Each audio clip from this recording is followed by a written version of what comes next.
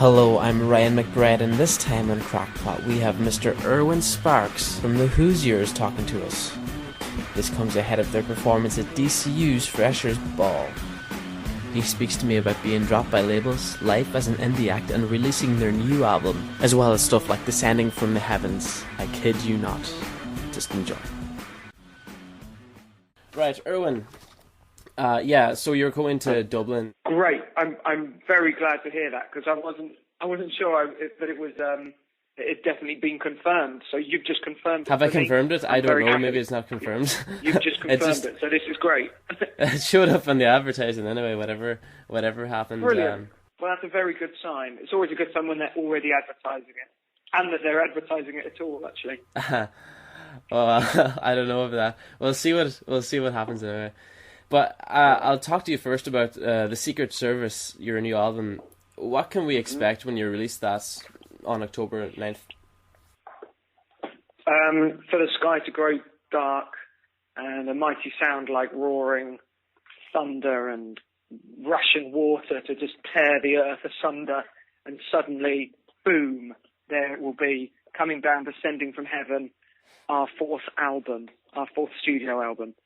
I mean, you know, it's harder and harder to do a sort of publicity stunt, but I think we've managed it. We'll pull it off this time. Sounds glorious. Is it like in The Simpsons when they open the new mall and there's an angel? It's exact. You can't go wrong. You had me at Simpsons. Pretty much, if it was in Simpsons, it works. Yeah, exactly. I suppose. And as well as that, I suppose you need an action. Do you need an actual answer as well? Yeah, sure. Give me an actual answer. That would be pretty good. I'd appreciate that. Okay. Well, you're getting a band who are actually getting their heads around what they're supposed to be doing now, rather than just second about with it for the first three albums. We're actually, you know, like in any other trade, people get better. That's kind of the way I think it should work as well with music. But you know, obviously, a lot of bands don't get that time to develop, but we are, for some strange reason, still staying together after several albums and a number of years. So, yeah, you're getting a band that's still progressing, and come grow with us, people. So do you think the approach you guys took helped you out with regards to development and stuff? Like, instead of sticking to labels religiously and stuff like that, the approach you guys took, that was more... Yeah, I mean, we do have 100% artistic freedom with this record, and I mean, with that, we're still aware it's of knowing what the Hoosiers is, and it's very melodically based. We have a number of other musical projects that we're involved in that allow us to scratch other itches, but we're aware that the Hoosiers, in order to carry on for us, to make it worthwhile, and that's a big part of it, we have to be inspired by what we're doing, and so what we're doing is progressing, and the sound is growing up with us. So you know, if it stays still, it would just be redundant and boring for everyone. And how do you know that? When you're road testing material and you're hearing and you're trying to figure out, is this the right sound, and people like this, or people reacting to this? Mm-hmm. Yeah, I mean that's. Sorry, go on. Is that a pain in the ass whenever people are only asking for Goodbye Mr. A and stuff like that? Yeah, I think it really helps having a modicum of self-awareness, and so I'm kind of fine with that, really, because you know it's going to happen, and yeah, okay, it's not my favourite part of the show when you've just started and they're saying play Goodbye Mr. A. You know you're going to play it. It's all right, everyone. You know, just you kind of want the night to be a bit of a journey, but so you can put that in there. We will definitely play Goodbye Mr. A, so no one needs to waste their breath. But fantastic. yeah. But at the same time, you're aware that's why people are there at all. That's why you've sold tickets. It's because of the big songs that people know. Yeah. Will you play Freebird? I've got some requests. Wow. Well, no, we still reserve the right to say no to requests. You know. Damn. Okay then. Fair enough. But like, when people say after maybe Choices, which are a really good song, but you went off the radar a bit, is it a pain in the ass when people are asking you stuff like, oh, where'd you go, and stuff like that? Like me right now. No. Do you know what I relish the opportunity to answer it in this particular on this platform, but usually it's a hard one because I feel like that. I'm like, hey, what happened to that band that I like? Where did they go? Why did they stop? And it's funny because the question, the impetus is on the band. Like, what happened to you guys? Like, why did you decide to stop promoting your music? And of course, usually, it's in the case of what happened for us. It's the same that happens to so many bands. Is that guy that signed us to the label? He exits, and then the bands that he signed tend to follow because the new people that come in, they want to give all the money and resources to their new acts because they don't benefit, they don't get anything, I guess, pride-wise, kudos from having from a band that someone else has signed. So, unless you're lucky enough and you move quick enough to get a couple of albums out in your career, then, and we took too long as well to record that second album because you're touring. So when you're all right? And that happens so often as well. I mean, do you think labels take advantage of fledgling musicians and stuff like that? Well, I know they have and again, it's just a business model, and it's not. They don't mean to be, let's say, unsupportive or malicious. I don't think it's just what makes money, and I think even labels now they expect to only have one album. Maybe if that they can push the band to release quickly a second one while they've got heat, they're fine. But usually, labels are already looking for the next thing. Even when someone's album is doing well, because it's so rare for any act to kind of capitalize and have a continued success.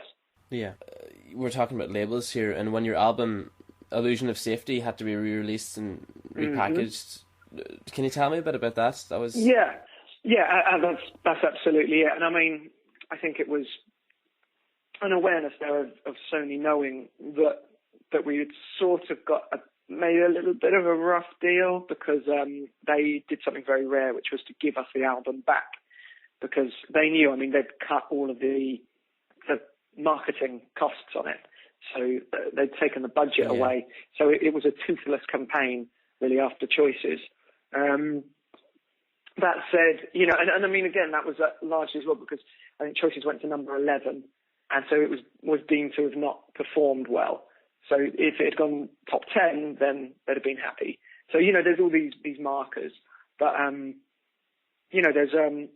as well, sorry, what was the question again? Oh yeah, the re-release.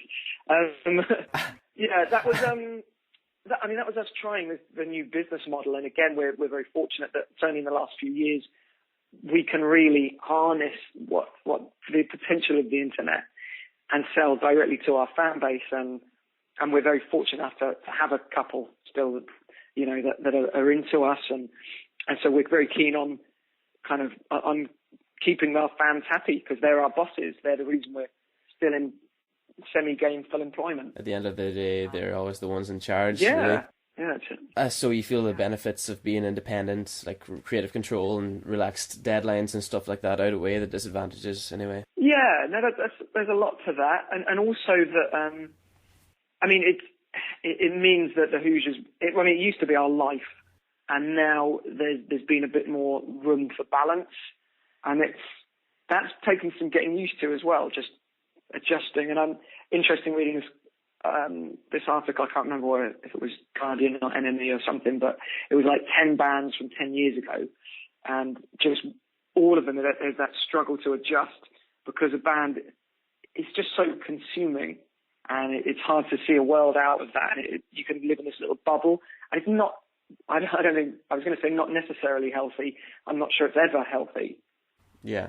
Kind of have a slightly distorted worldview if you take it seriously. You could end up destroying yourself if you take it too seriously. Yeah, and I don't just mean drink and drugs. I just mean that you can struggle to relate as well. And at the end of the day, this is it's only rock and roll, right? I'm going to ask you a totally random. Well, that's not random, but it's kind of leaving the track that we were on. Whenever you heard the name Hoosier, were you pissed? Not at all. No, actually, I mean, especially because it's part of his actual name, isn't it? Yeah, well, still. Yeah, no. It was funny though. Our lawyer sent us. He sent me an email going, "Oh, have you heard of this guy?" And I was like, "Yes." I said, "I went. I expect you to have instigated legal proceedings by the time you finished reading this email." And he emailed back, "Are you serious? Do you want me to?" And I was like, no, don't. You know, it's silly. It's like, it's his name. And I certainly don't think it's going to do him any favours, and it certainly won't do us any harm. Exactly. And, all the best thing. We were thinking of covering Taking to Church just to make it more confusing. Yes, but instead we just use it as our entrance music now. And there's about 7% of the audience that get it. That's fantastic. I would enjoy. You should do that in DCU. Oh, I'm sure we will. But and you guys seem like good enough crack to be good enough fun to be able to do this sort of to do that sort of thing. Is that important that you come across that way, lighthearted and stuff? No, I mean it would never. I guess with all of it, it's got to be. It's like the audience will know. People know if it's real or not. So you can't try it if you're not. If that's not how you actually are. And I mean, there's part of it where we're very serious about the music and the music we make, and we admit, like looking back, you can see that doesn't always come across with the way that I guess a lot of the videos and it was a big machine back then, and we're kind of, you know, we had a lot of fun. And I don't regret anything in terms of it was great wearing a lycra bodysuit and pretending to fly in Goodbye Mr. A. That's definitely one to tick off. But yeah, I mean, I think just being lighthearted, it's that we are actually really good friends. So you put us together, and you in any interview situation or any videos that you're filming on tour or whatever, you're mates. So you try and make each other laugh. It's just what you do. And that's kind of the core of why you stayed together so long, really. I mean, it's definitely helped, but with that as well, it's helped having our space as well. You know, like any good marriage. Yeah, and I guess it just comes from knowing each other and not being a mega dick as well. That helps. I'm sure plenty have come across situations like that. All right. What would your inspirations be? Inspiration? What to start music or? Yeah. I mean, so a couple of things that made me want to start playing. I remember Money for Nothing had come out, and Back to the Future I remember watching as a kid, and I was just like, wow, okay, the guitar, yes, I like that. But really it was, I then would have given up, but then it was actually playing with a friend, and he played keyboards and I played guitar, and we were like 12, and that kind of saved it for me. I realised it was suddenly this, playing on my own was just getting so boring, but it is something that's communal, something that's, there's an air of, I suppose, camaraderie, I suppose, that was really attractive. It was like hanging out, and before I was too old to drink, it was something else to do. Yeah, that's grand. Thanks very much for the interview anyway. No worries. Cheers very much. Thanks very much to Irwin for being game for the interview, and you can see him and the rest of the band in DCU's Freshers' Ball on the 23rd of September.